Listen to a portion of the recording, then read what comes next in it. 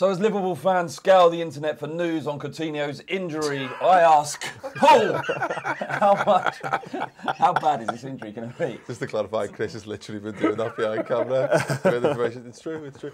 It's bad, mate. Yeah, it's a bad one. Well, I've only seen a still. I haven't seen the actual footage of the injury, and his foot did look like it was pretty gnarly. It did bend back on itself. Yeah, it's one of them. We've all been there, and it's something that Phil Coutinho wouldn't have done like a year ago or 2 years ago, whatever. It's not something he's famed for. It's the ball's there, and you know when you just put you swing at it as hard as you can, and the other guy swings at it as hard as you can, and you know if you hope that you come off on top and you don't look like a shithouse.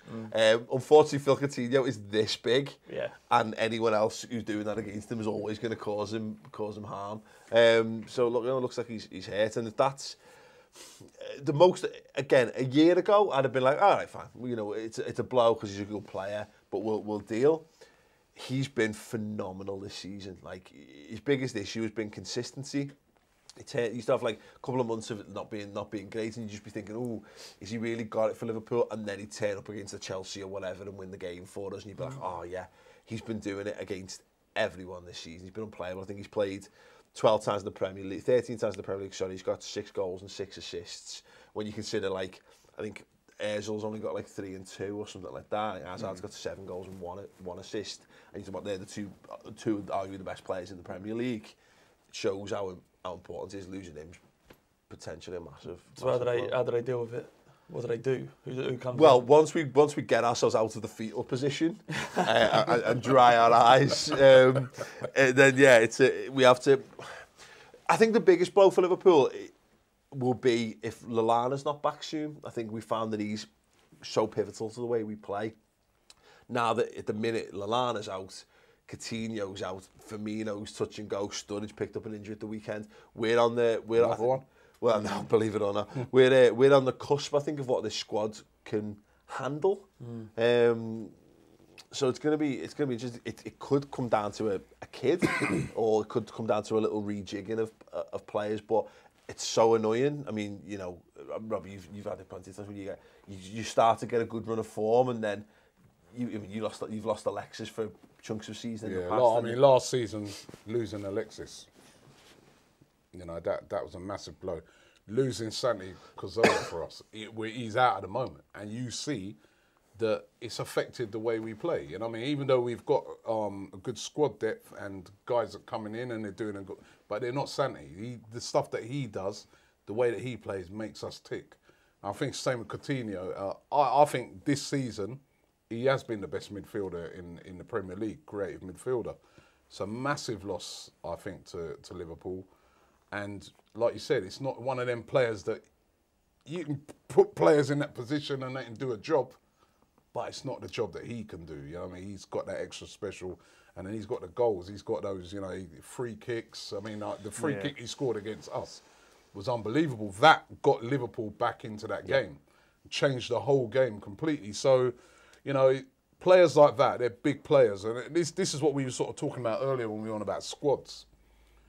This is where City have the advantage, Man City. They have, you know, a player like that can drop out, but they can then bring in still another player that is literally a clone to that player. They've got that many of them players. They've got Nasri out, sent him out on loan. I'd be fine. We haven't got enough game time for Sammy and Nasri. Ridiculous. Whereas, you know, teams like, you know, our teams, you can bring in very good players, but it's not exactly. I mean, we've been missing Bellerin, you know. You bring in Carl Jenkinson, can do a job, but he's not Bellerin. That's the thing. Sorry. So I think the key thing for Liverpool, I think, is that if it was just Coutinho out, I think they could cope, and I think they have shown at times this season they can cope. I mean, I remember doing a show with the Anfield Wrap earlier in the year, and they were saying before one game whether Coutinho should even come back into the side or not. I think it was the whole game. He'd been injured the game before. Well, he didn't start. We played Leicester at home and he didn't start. We started Sturridge, Firmino, Mane. I remember we was like, oh, this might be our best centre forward line up, and then he comes back in and he's been absolutely fantastic since then. He's just a beautiful little man, and I need more of him in my life at all possible times. But you know what?